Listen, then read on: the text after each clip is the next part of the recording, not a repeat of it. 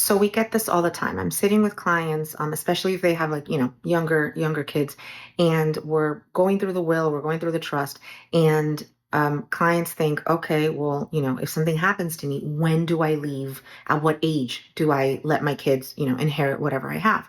That's a very personal question, and honestly, it's your money, and you're the one that knows your kids better than anyone else. So you have to decide.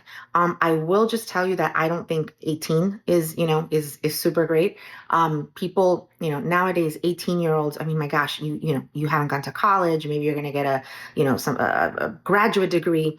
It's just not, not the best strategy. But something that I often tell my clients, and something that I employed for my own trust, is what I did. I split it up. So my kids are little. I have, I hope that they're going to become responsible, caring, good members, right, of society. But they're little. I don't know. So what I did is I split it up. I said that if something, God forbid, happens to my husband and to myself, then at age 35, my kids can have half of it. And then at age 45, they can have the balance. Why did I split it up into two ages?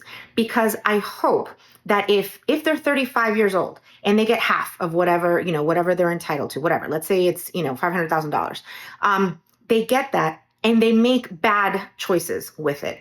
I would hope that in 10 years, right, when they're now 45, they would have matured, they would have learned from their mistakes. And with the next batch, they can make better decisions. So they're not out of luck, right? The first time. We're all human. We all make mistakes. So that's what I advise my clients to do.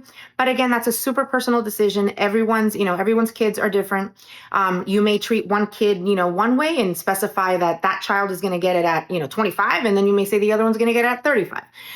It just depends. It depends on your situation and your kids. But think about that, because when you say an age that your kids can receive their money, their inheritance, that means they receive it. And that means it's up for grabs and they can do whatever they want to. They can spend it on grad school, but they can also spend it on a trip to Mexico with their friends. So just make sure that you know what they're doing. The goal of planning should be to protect your kids, not to provide money or incentives so that they are not responsible, productive members of society, but to supplement, and to supplement in case they need anything else for their protection.